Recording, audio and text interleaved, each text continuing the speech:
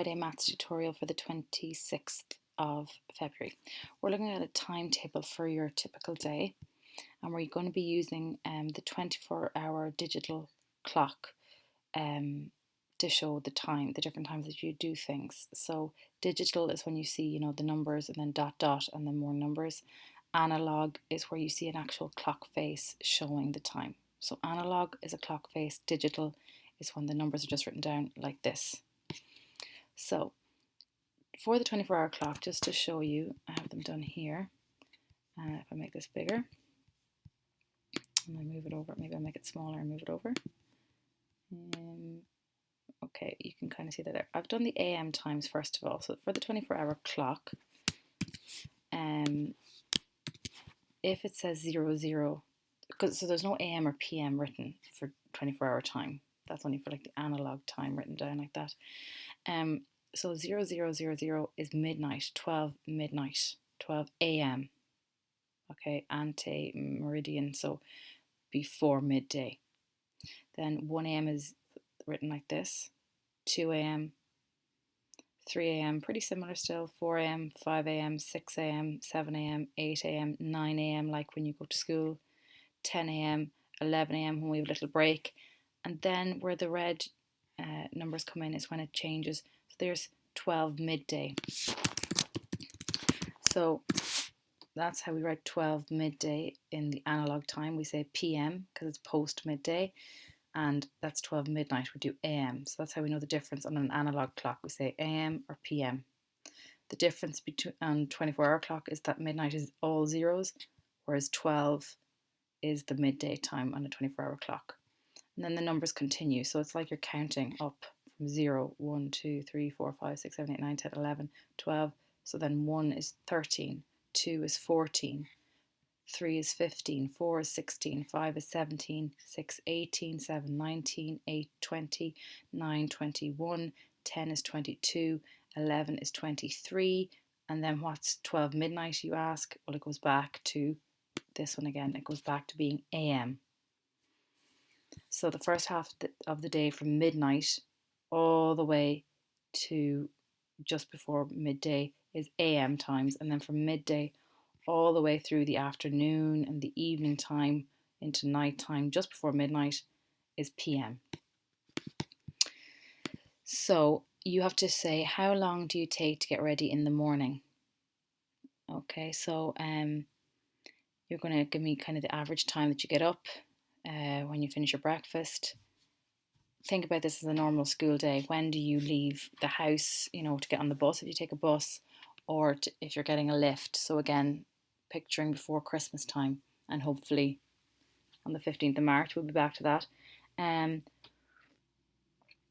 You arrive at school at what time? School starts at 9 a.m, just to let you know. The lunch breaks, that's the big break, is at 12:30 p.m. School finishes at 2:40, and I don't know when you'd arrive home, and then what 3 activities you might do on a typical school day, pre-Christmas, before you go to bed, and what time you usually go to bed at for a school night. So once you've filled that in, then you can answer the questions. How long do you take to get ready in the morning? From getting up, finishing your breakfast, to leaving the house, how long does that take from that to leaving the house? In hours and minutes, how long is your school day? So from when school starts to school finishing, what's that length of time? What activity do you spend most of the time at after you arrive home from school? So you'll have filled this in before answering these. It could be homework, it could be piano practice, it could be watching TV, it could be reading a book, going out to play football or hurling or golf or whatever. You fill that in and then see which activity do you spend most time at usually. D, how much time altogether do you spend travelling to and from school? So from leaving your house to arriving at school, and from school finishing to arriving home, what's the difference in time between this together? That'll tell you how much time you spend travelling to school and from school. How many hours and minutes do you spend in bed? So from when you get up or go to bed till you get up. Usually, I know it changes, it fluctuates, it's just kind of the usual times. what's the hours and minutes between that, and then how much time is there from the time school finishes until you go to bed. So from this time until this time, how many hours and minutes are there? So you fill in the timetable, pretending like it's an average school day where you're actually leaving to go out to school, like before Christmas. Picking the 3 activities that you do in the evenings most often, and then you answer your questions on your times. We want this in the 24-hour clock. So this is lunch break at 12:30. Okay, that's the last one. You can write 12:30. School finishes. I said it's 2:40, but what would that be on the 24-hour clock? Well, here's 2. It would be 14:40. So school finishing would be 14:40, like that. You'll be writing it like that. If you have dinner at 5 o'clock, you'd be writing it like this on your timetable, 1700. Then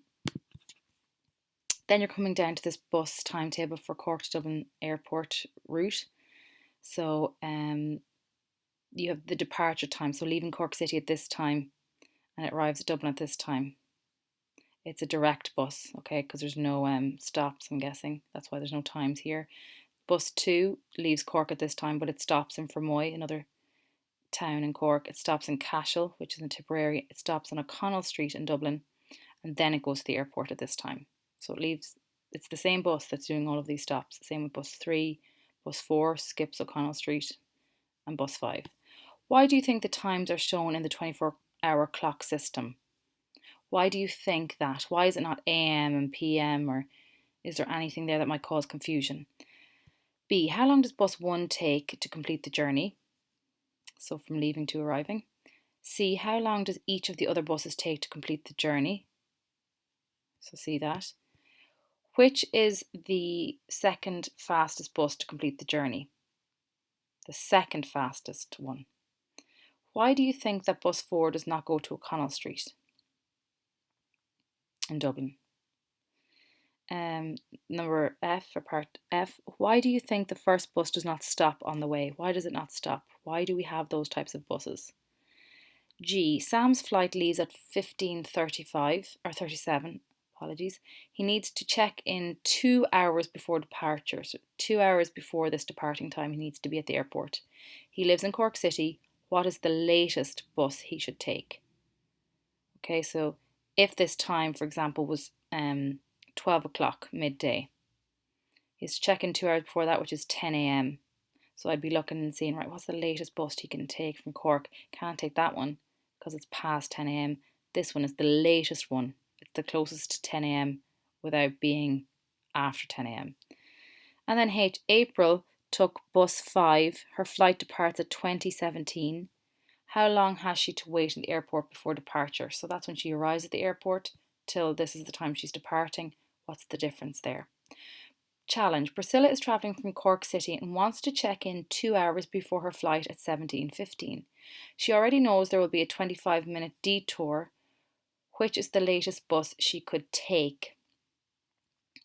So the journey is going to take her 25 minutes extra and she needs to be there 2 hours before that. So you're going to find out what's 2 hours before that, find the time she needs to be there at, and then you're going to have to think about there has to be 25 minutes onto the journey. So when should she leave Cork again for? So fill in this timetable first for your own typical day when it's a normal school day, and then answer these questions, and then continue on to doing the timetable here and answering the questions on the bus timetable. That's your work, and if you have any messages or questions or anything, just message me.